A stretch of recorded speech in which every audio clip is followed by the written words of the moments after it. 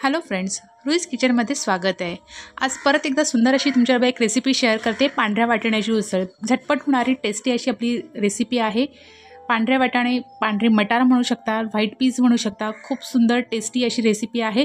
Video शेवटपर्यंत नक्की बघा आणि अजून चॅनलवर नवीन असाल, चॅनल अजून सबस्क्राईब नसेल केलं तर सगळ्यात आधी चॅनल सबस्क्राईब करा। आणि इथे मी जी पांढऱ्या वाटाण्याची उसळ दाखवणार आहे ती आपले 1 कप म्हणजे मेजरिंग कपचा 1 कप असतो, त्या 1 कपाचे मी वाटाणे घेऊन त्याची सगळी उसळ दाखवलेली आहे। इथे एका भांड्यामध्ये मी साधारण आधी 4 ते 5 टेबलस्पून तेल घेतलेलं आहे आणि सगळं साहित्य हे मी डिस्क्रिप्शनमध्ये दिलेलं आहे, तुम्ही तिथे चेक करू शकता। मी त्याच्यामध्ये 1 टेबलस्पून तूप टाकलेलं आहे। तूप हे ऑप्शनल आहे। इथे 1/4 टीस्पून मोहरी टाकलेली आहे, 1/4 टीस्पून जिरं टाकलेलं आहे आणि हे सगळं छानपैकी गरम झालं की आपण त्याच्यामध्ये 2 मोठे कांदे बारीक चिरून आणि 2 टोमॅटो बारीक चिरून टाकून घ्यायचे आहेत। कांदा टोमॅटो तुम्ही एकत्रही टाकू शकता, जसं आता मी टाकते तसं, किंवा तुम्ही वेगवेगळं सुद्धा टाकू शकता। पहिला कांदा शिजवून घ्या, नंतर टोमॅटो शिजवून घ्या, पण दोन्हीला वेळ भरपूर जाणार, त्यापेक्षा दोन्ही एकत्र शिजवून घेतलं तरीसुद्धा काही होत नाही। आपली उसळ ही खूप छान होते। इथे सगळं आपण तेलावरती परतवून घ्यायचं आहे सुरुवातीला आणि आता त्याच्यामध्ये आपण चवीनुसार मीठ टाकून घेऊया, म्हणजे आपला कांदा टोमॅटो हा लवकर नरम होतो आणि शिजायला सुद्धा जास्त वेळ लागत नाही। आता मीठ टाकून घेतल्यानंतर परत एकदा आपण छानपैकी ते सगळं परतवून घेऊया।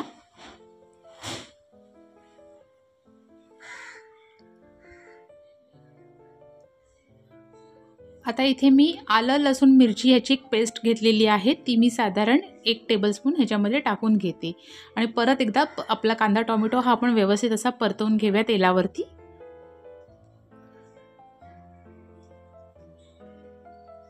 आणि अगदी 10 मिनिटासाठी जरा शिजण्यासाठी आपण झाकण ठेवून आपला कांदा टोमॅटो छानपैकी मऊसूत करून घेऊया। हे बघा, मस्तपैकी आपला कांदा आणि टोमॅटो दोन्हीपैकी शिजलेला आहे। एकदा सगळं मिक्स करून घेतले। आता आपण त्याच्यामध्ये बाकीचे मसाले टाकून घेऊया।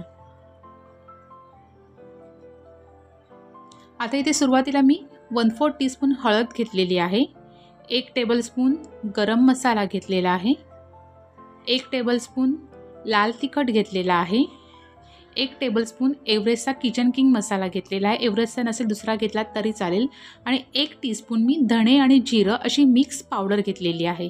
हे सगळं आपण छानपैकी एकत्र मिक्स करून घेऊया।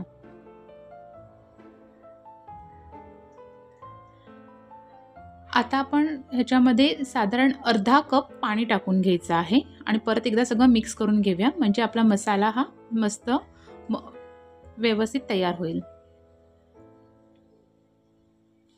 इथे आता आपला कांद्याचा मसाला छानपैकी तयार झालेला आहे।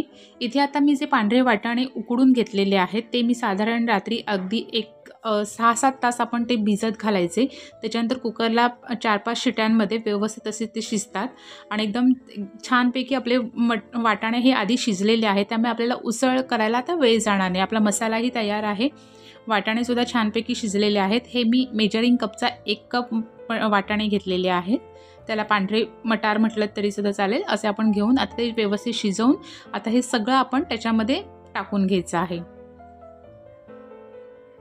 आता हे सगळं आपण व्यवस्थित मिक्स करून घेऊया। आपल्या कांद्याचा मसाला आपल्या पांढऱ्या वाटाण्याला छानपैकी लागला पाहिजे। अलगद अगदी आपण छानपैकी शिजवून घ्यायचे। आपल्याला आता कसं सगळंच तयार असल्यामुळे जास्त शिजवायचं नाही आहे, एक 5 मिनिटासाठी सगळं हे मिक्स करून एक छोटीशी उकळी काढून घ्यायची आहे त्याला।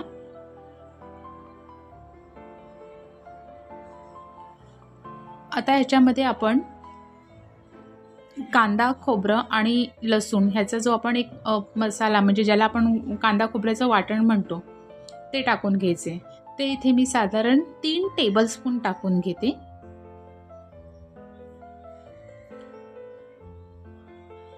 त्याने आपल्या उसळीला छान थिकनेस येतो आणि टेस्टही छान येते। आणि आता हे सगळं आपण व्यवस्थित असं मिक्स करून घेऊया आणि परत फक्त 10 मिनिटासाठी झाकण न ठेवता आपल्याला आपली ही उसळ थोडीशी उकळी काढून घ्यायची आहे। आता इथे जर तुम्हाला मीठ कमी वाटत असेल तर ते टेस्ट करून अजून मीठ थोडं टाकलं तरीसुद्धा चालेल। मी सुरुवातीलाच टाकलं होतं ते माझं बरोबर होतं, त्याच्यामुळे मला आता वेगळं टाकायची गरज नाही। तुम्ही इथे चेक करू शकता, तुमच्या याच्यामध्ये जर मीठ थोडंसं कमी वाटत असेल तर आत्ता तुम्ही मीठ टाकलं तरीसुद्धा चालेल। असं एक 5 ते 10 मिनिटासाठी आपण छानपैकी त्याला उकळी काढून घेतलेली आहे।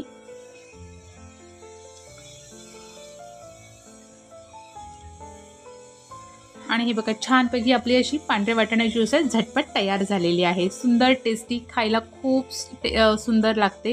ही रेसिपी तुम्ही ट्राय करा. तुमची कशी बनते मला नक्की कमेंट्स करून सांगा. तुम्हाला ही रेसिपी कशी वाटते तीही मला कमेंट्स करून सांगा. चला तर लवकरात लवकर अजून छान दुसऱ्या रेसिपीसोबत आपण भेटूया. तिथपर्यंत ही आपली पांढऱ्या वाटाण्याची, पांढऱ्या मटारची उसळ ही एन्जॉय करा.